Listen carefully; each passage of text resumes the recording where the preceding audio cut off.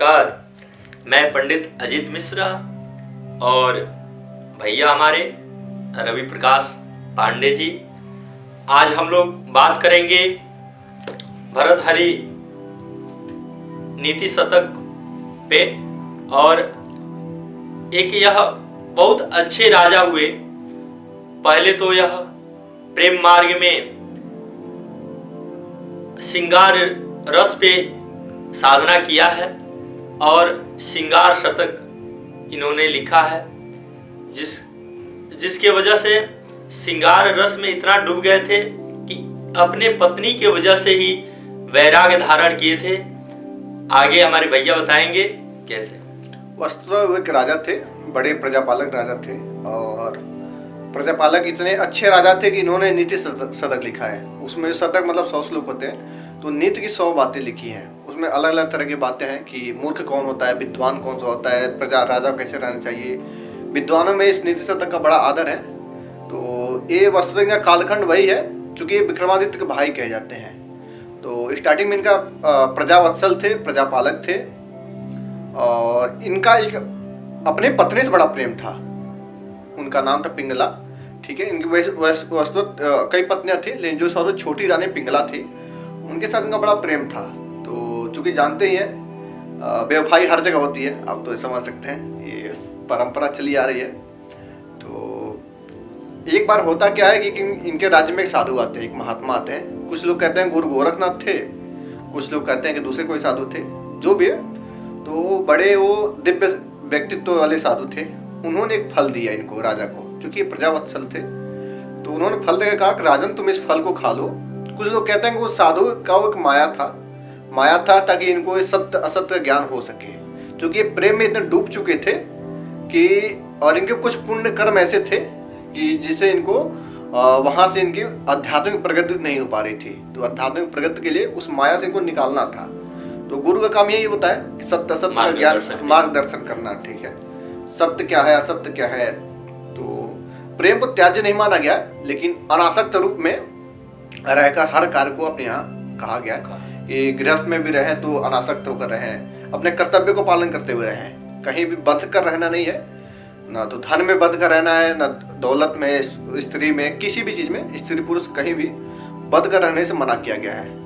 एक अनासक्ति पूर्वक एक कर्तव्य मानकर अपने मर्यादा में रहकर हर चीज का भोग करने के लिए अपने यहाँ मर्यादा बताया गया है। ठीक है, तो उनके गुरु आते हैं, वो कहते हैं कि राजन ये एक बड़ा दिव्य फल है, तुम इसको खा लो।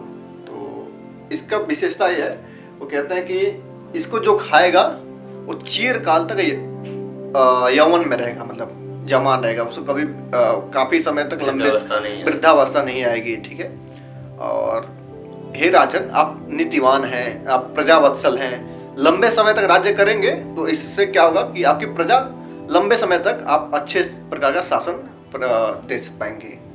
क्योंकि वो प्रेम में डूबे हुए थे, तो उनके मन में विचार आया कि इस फल का मैं खा लूंगा, मैं लंबे समय तक युवा रहूंगा, लेकिन जिसे मैं प्रेम करता हूँ पिंगला को, ठीक है, वो बूढ़ी हो जाएगी, तो इस फल का ही क्या फायदा।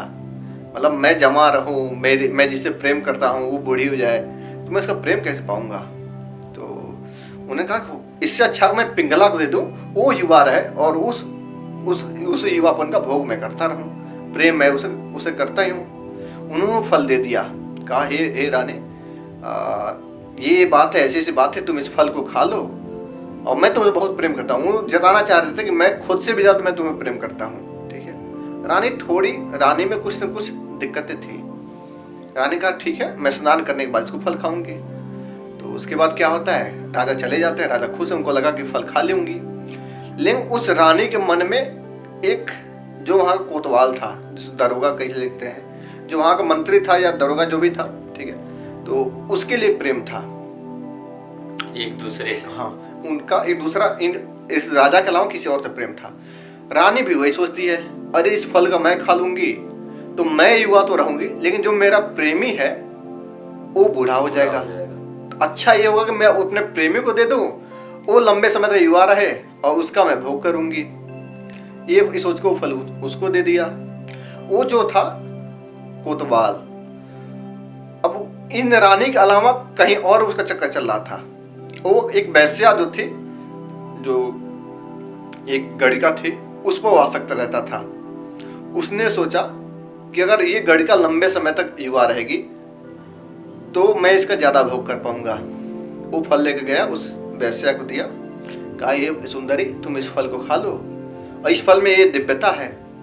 वो थोड़ी समझदार थी वैश्या है लेकिन थोड़ी समझदार थी। उसने सोचा कि मैं मतलब कितने गिरी हुई जीवन जी रही हूँ, और ऐसे भी ये तो नरक का जीवन है, इससे अच्छा मैं मर जाती, और अगर मैं फल खा ली तो और लंबे समय तक इस नरक में ही जीना पड़ेगा। उससे अच्छा है कि मैं न फल को ना खाऊं। तो फल क्या करें?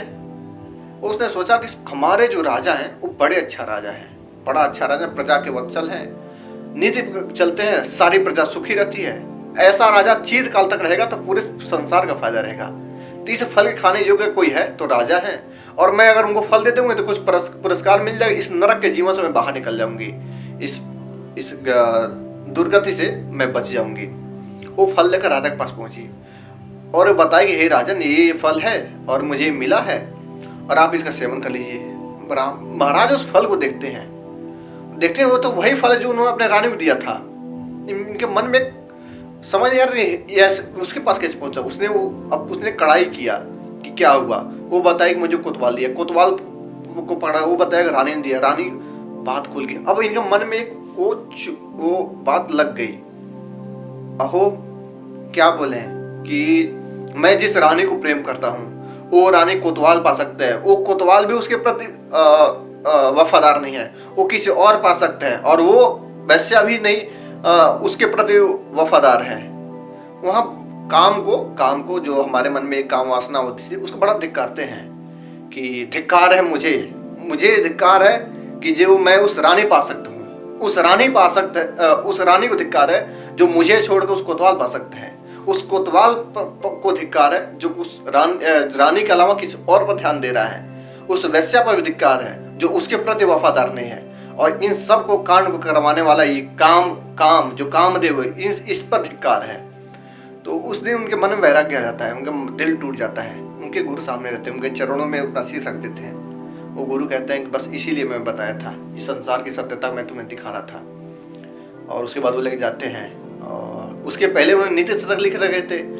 नीति शतक में बड़ी अच्छी बातें हैं। श्रृंगार शतक आप पढ़ेगा अगर आप युवा हैं तो श्रृंगार में उन्होंने विषय वासना को लेकर बड़ा अलंकारिक वर्णन किया है। वो कई जगह ऐसी बातें करते हैं कि बड़े भाग्य से कोई सुंदर स्त्री को पाता है, और रमण करने के लिए कई क्रियाएं बताई हैं कि बड़े भाग्य होते हैं उनका जो चांदनी रात में सुंदर स्त्री के साथ रमण करता है और मदिरा पीकर उसमें विहार करता है। ऐसी बातें बहुत लिखी हैं। जीवन को मतलब एक युवा को अगर गृहस्थ में अगर मर्यादा पूर्वक रहा जाए तो वहाँ अच्छी बात लिखी हैं। लेकिन जब वो सन्यासी बन गए तो वहाँ पर उनका भाव बदल गया। अब वो वैराग्य शतक लिखते हैं। उन्होंने काम को इतना निकृष्ट बताया है।